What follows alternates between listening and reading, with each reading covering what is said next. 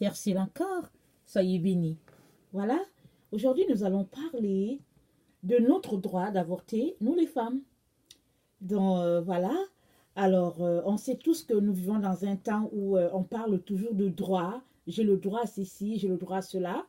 Et puis, nous l'avons constaté, mon mari et moi, quand les enfants commençaient à aller à l'école et l'enfant venait à la maison, déjà à la maternelle, il disait, c'est mon droit de faire ceci, mon droit de faire cela. Vraiment, on a réalisé vraiment que on est dans l'époque où vraiment c'est tout le monde qui réclame ses droits.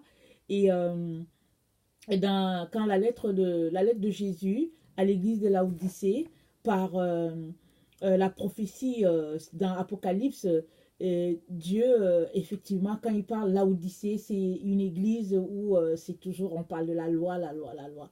Alors, donc voilà, on est vraiment dans ce temps-là où chacun réclame ses droits. Et notre époque, en tout cas ce 21e siècle-là, ça bat le plein un peu partout dans certains pays occidentaux, les pays industrialisés, où les homosexuels réclament le droit de pouvoir avoir un mariage au même titre qu'un homme et une femme. Mais il fut quelques années, l'actualité était vraiment braquée sur le droit des femmes. D'abord, elles ont gagné le droit de voter et ça a été salué avec vraiment beaucoup d'éclat. Et après, elles ont aussi gagné le droit d'avorter. Et, mais il est important de mentionner qu'il y a quand même une différence entre les deux. Le droit de voter et le droit d'avorter. Parce que voter, c'est un gain, puisque les femmes, elles n'avaient droit à rien. Elles ont vraiment milité, elles ont marché. Et oui, Dieu merci, elles ont gagné le droit de pouvoir exercer le droit de vote. Mais pour ce qui est du droit d'avorter, au fait, c'est un recul. Pourquoi? C'est une aliénation même. Pourquoi? Parce que la femme a eu le droit de tuer. Comme si, au fait, elle n'avait pas ce droit. Dans le fond, vous et moi, nous avons toujours eu le droit de faire tout ce qu'on veut de notre corps. Dieu, quand il nous a créés avec le libre arbitre. Il nous a dit que, bon, voilà, on est libre d'exercer notre volonté. Mais il aimerait que on exerce notre volonté sous son chapeau, sous sa protection. Parce que Dieu, son joug est doux et son fardeau est léger. Et si c'est sous lui qu'on exerce nos droits, alors jamais on ne sera bafoué, jamais on ne sera écarté de lui. Mais malheureusement, au fait, nous avons reçu le droit de tuer et ce droit-là nous envoie très très loin de Dieu. Et bon, c'est sûr que on ne dit rien. Il y a plusieurs personnes qui peut-être ne sont pas d'accord, mais ne disent rien. Et il y a d'autres personnes qui trouvent que non, c'est normal. La femme, au fait, c'est son corps et puis elle a le droit d'en faire tout ce qu'elle veut. Et donc voilà. Mais on dit souvent que qui ne dit rien consent. Qui ne dit rien consent. Alors il est très important que nous puissions dénoncer ce droit-là. Quand bien même nous savons qu'au fait Dieu nous a créés avec le droit de faire tout ce qu'on veut, il est important qu'on puisse dénoncer ça. Même si au fait c'est un pays qui a donné le droit à ses citoyens. Parce que, bon, je ne sais pas s'il y a encore des pays dans ce monde où ce n'est pas encore permis. Je pense que oui. Il y a encore des pays, il y a encore certains pays qui sont encore réfractaires à cette loi-là, même si les gens font des avortements dans les cliniques en cachette, des choses comme ça. Mais la plupart des pays ont déjà permis à la femme de faire, en tout cas d'avorter, de tuer le bébé dans son ventre. Et ce qui est un peu dommage, c'est qu'il y a plusieurs d'entre nous qui pensons que parce que le gouvernement cautionne cet acte-là, alors c'est un acte légal. C'est un acte, je vais dire, c'est un acte où on ne sera pas, on ne sera pas un jour appelé pour répondre de nos actes. C'est un peu ça. Malheureusement, c'est pas toujours comme ça que ça marche. Il y a la loi des hommes, il y a la loi de Dieu. Et Dieu, par le passé, a toujours dit tu ne tueras pas. il a donné des lois à Moïse et puis là, il y avait un commandement, tu ne tueras pas. Aujourd'hui encore, il continue de dire encore, tu ne tueras pas. Et il nous demande de marcher selon l'Esprit de Dieu. Et on accomplira les œuvres de l'Esprit de Dieu. Mais si on marche selon les œuvres de la chair, on accomplira les œuvres de la chair. Et Dieu n'a cessé de nous exhorter, de nous encourager à marcher dans ses voies. Et ce qui est aussi dommage, c'est que parce que aujourd'hui dans nos pays, on a le droit d'avorter, alors il y a plusieurs enfants de Dieu qui se mettent à faire ces pratiques-là. Comme si au fait, le fait que le gouvernement t'ait donné le droit te permet de faire tout ce que tu veux. Et tout comme le droit un peu de jouer à l'auto. Vous savez, dans la Bible, c'est écrit que Dieu dit, je ne veux pas que tu joues au jeu de hasard. Et malheureusement, il y a plusieurs enfants de Dieu qui, une fois arrivés en Occident ou dans des pays où c'est permis, ils se mettent à faire ça et puis ils disent que non, au fait, oui, c'est écrit dans la Bible, mais dans le pays, c'est dit que dans ce pays-ci, c'est dit qu'on peut le faire. Il y a les choses bingo un peu partout. Alors, il n'y a pas de problème. On peut le faire puisque ce n'est plus passible d'une certaine peine ou quelque chose comme ça.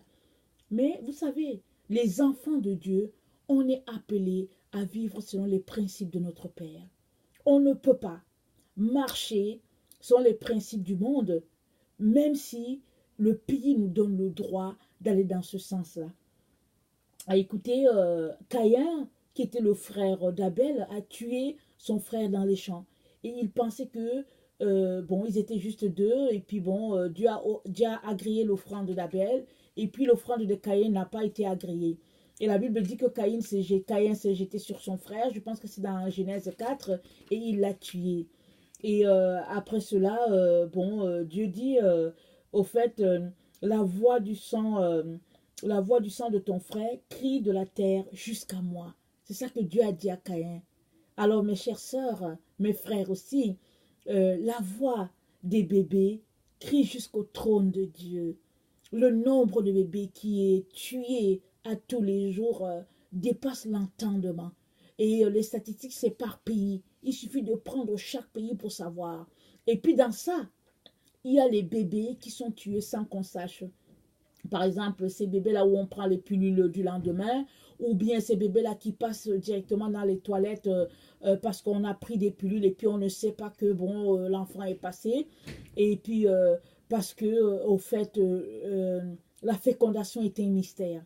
Il n'y a personne qui sait quand est-ce que ça se passe. Et malheureusement, au nom des pilules, on dit, bon, moi je suis safe.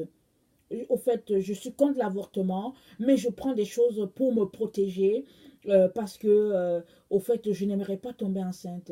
Mais ma soeur, si c'est quelque chose comme ça que tu fais, je veux tout simplement te rappeler que tu n'as aucune garantie.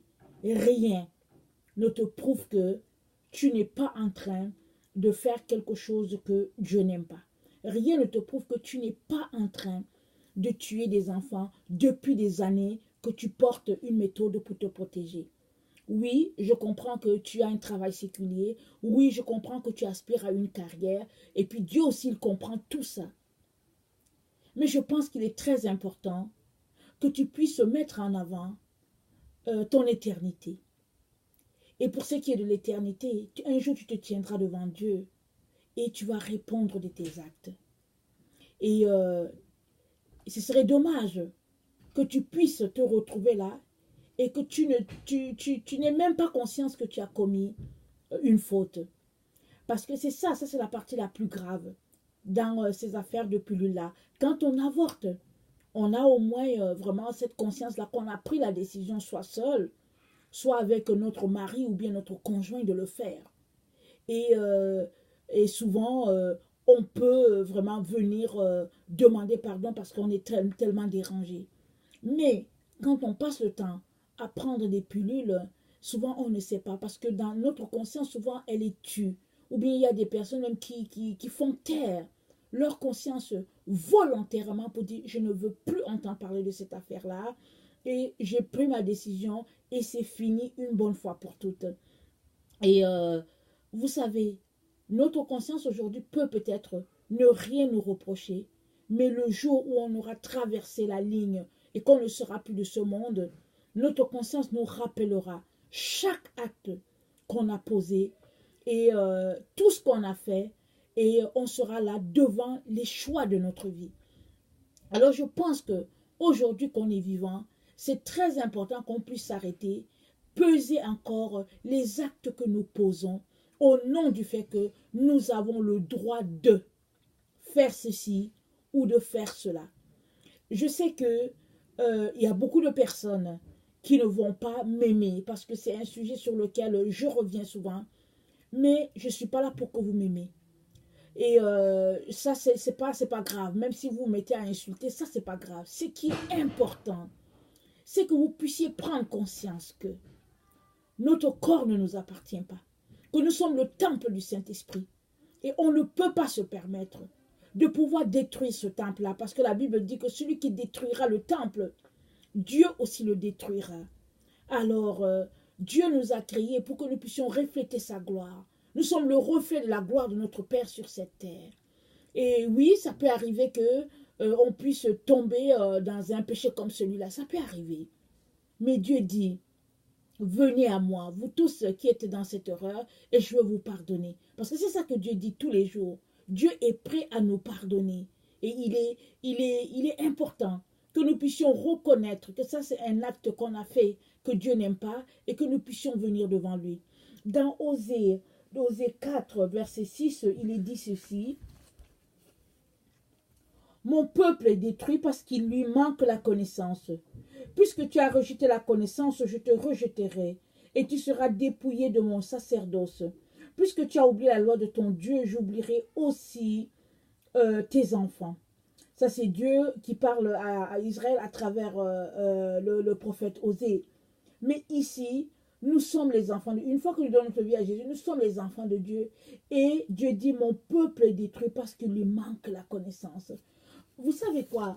La connaissance de la parole de Dieu, elle est très importante. Si nous ne lisons pas notre Bible, si nous ne nous imprégnons pas de la parole de Dieu, nous pouvons nous retrouver dans une situation où vraiment nous sommes en train de pécher et nous n'avons pas d'écriture sous nos yeux pour nous dire qu'au fait nous sommes loin de Dieu. Souvent même, la vie, elle est tellement dure qu'on fonctionne avec les moyens de bord. Vous savez, dans les œuvres philosophiques ou bien dans les œuvres littéraires, c'est souvent dit que la fin justifie les moyens. Mais ça, c'est un peu dit ça quand on étudie soit au lycée, soit à l'université. Mais vous savez que cette phrase, elle est fausse. Parce que ce n'est pas la fin qui justifie nos moyens. Souvent, la situation est tellement difficile, mais à cause de la connaissance de la parole de Dieu, toi qui es enfant de Dieu, tu te retrouves à faire sa volonté. Même s'il faut que tu marches la tête basse et que les autres se moquent de toi, au moins tu as la conscience tranquille parce que tu as marché selon les voies de ton Père. Et je suis là pour nous encourager à marcher selon les voies de notre Papa, même si c'est difficile. On est dans des temps très difficiles et il est important que nous puissions marcher selon les Écritures pour pouvoir tenir dans ces temps-là. Parce que Jésus a dit que l'homme ne vivra pas de pain seulement, mais de toute parole qui sortira de la bouche de Dieu. Tout ceci pour dire que la nourriture que nous mangeons ne va pas nous donner de gagner nos combats dans le monde spirituel. Mais ce qui va nous donner de gagner vraiment dans le monde spirituel, c'est le fait qu'on passe le temps à lire la parole de Dieu, on passe le temps à prier, on passe le temps à invoquer sa clémence sur nous. Et nous sommes dans ce temps-là où nous devons le supplier pour nous-mêmes, pour nos enfants, pour nos couples, pour les personnes qui sont autour. Dieu cherche un intercesseur, quelqu'un qui est là à la brèche, afin que ces enfants puissent être sauvés. Et je veux te dire, ma soeur, que tu es cette personne-là. Dieu ne va pas aller chercher ailleurs, il ne va pas aller chercher dans le monde. Il va d'abord aller cogner à la porte de ses enfants pour dire, mais est-ce que tu veux être cet intercesseur-là? Alors, il est important que nous puissions prendre notre position d'enfant de Dieu au sérieux et sortir de tout ce que Dieu appelle abomination. Ce n'est pas parce qu'aujourd'hui ton pays te dit que tu as le droit de tuer l'enfant dans ton ventre et que personne ne va te poursuivre que tu vas le faire. Parce que moi je suis allée lire un article sur internet en 1810 en France, toute personne qui avortait était passible d'une peine de prison. Mais aujourd'hui, quelques siècles plus tard, aujourd'hui, tout le monde peut avorter, même des enfants mineurs, pourvu que, par exemple, elles soient accompagnées d'une personne adulte. Et souvent, même, les parents n'ont pas besoin de savoir que l'enfant a avorté. Et même, écoutez, dans certains pays, l'enfant, la jeune adolescente, elle a le droit d'avoir son médecin, d'aller dans les CLSC, rencontrer un médecin en privé, lui dire qu'elle est enceinte, ses parents ne savent pas, et puis bon, le médecin prend tout ça à charge, et puis on lui donne quelque chose, et puis là, elle avorte, et puis elle est incognito, et puis c'est fini. Voilà ce qui se passe un peu. Mais nous sommes les enfants de Dieu. Nous ne pouvons pas nous permettre d'éduquer nos enfants dans ces voies-là, et nous ne pouvons pas nous permettre de nous cacher parce que Dieu, il voit tout. On ne peut pas se cacher devant lui. Et tout comme Dieu a dit à Caïn que la voix du sang de ton frère crie de la terre jusqu'au trône, alors la voix des sangs des bébés crie jusqu'au trône. Alors, mes chères sœurs, mes chers frères, vraiment, j'aimerais vraiment nous encourager à sortir de ces choses-là. C'est mieux d'avoir honte sur cette terre. C'est mieux que les gens se tournent et puis disent que, oh, est-ce que tu sais ce qui s'est passé? Ils ont encore un autre enfant, ils ont toute une garderie là-bas. C'est mieux qu'on se moque de vous, mais que devant Dieu, vous êtes tout simplement dans la parfaite volonté de Dieu. Vous êtes safe avec le Seigneur. Alors, j'aimerais vraiment nous encourager à nous tourner vers notre Dieu et à ne pas embarquer dans ces voies-là, parce que ce sont des voies que notre papa n'aime pas. Et si tu es le fils de ton père, tu dois faire plaisir à ton père. Donc voilà, j'aimerais encore nous rappeler une fois de plus que notre Seigneur est vraiment à la porte. Nous sommes dans les temps de la fin et nous ne savons pas quand est-ce que Jésus va venir. Mais il nous revient, nous ses enfants, de mener une vie en règle avec le Seigneur, de mener une vie de repentance à tous les jours, parce que Jésus peut venir à n'importe quel moment. Et de nos jours, aujourd'hui, il y a beaucoup de choses qui se passent. Il y a des gens qui sortent et puis ils ne rentrent pas parce que, bon, il y a quelque chose qui s'est passé et puis ils étaient soit sur le chemin de la personne qui a fait un attentat suicide et puis, allez, bon, voilà, c'est ça. Mais si en sortant de la maison, tu avais déjà mis ta vie en règle avec le Seigneur, au fait, la Bible dit que absent de corps, c'est que tu es présent avec le Seigneur. Mais si c'est quelque chose que tu n'as pas fait, alors tu vas te retrouver séparé à tout jamais de Dieu, parce que de nos jours, souvent ce n'est plus toi qui décides, c'est quelqu'un d'autre qui décide d'écourter ta vie de façon méchante.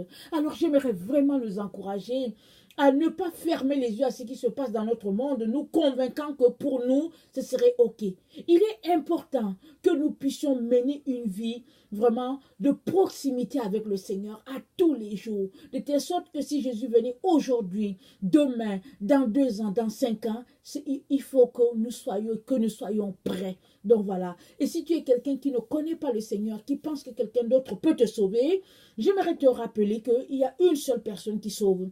Et cette personne, c'est Jésus. C'est vrai que ça choque. Il y a des personnes qui sont choquées d'entendre que Jésus, c'est le sauveur. Parce que plusieurs le prennent pour un prophète. Mais non, Jésus n'est pas un prophète seulement. Il est dans l'office, il exerce aussi en tant que prophète, parce que tous ceux-là qui prophétisent en son nom, au fait, c'est lui qui leur donne ce don-là. Mais Jésus, avant d'être prophète, Jésus est fils de Dieu, Jésus est Dieu. Quand Dieu a créé la terre, son fils était à côté de lui. Il y a des gens qui disent que Dieu ne peut pas avoir un fils, Dieu est un homme. Mais écoutez, Dieu est Dieu. Alors s'il est Dieu, il peut bien décider que celui-ci c'est mon fils et puis vous autres, je vous crée en tant qu'homme et des humains. Parce qu'en fait, si on réfléchit comme des humains, on va dire que oui, Dieu est un homme. Et puis bon, étant un homme, il ne peut pas avoir un enfant. Mais Dieu n'est pas un homme. Dieu est Dieu.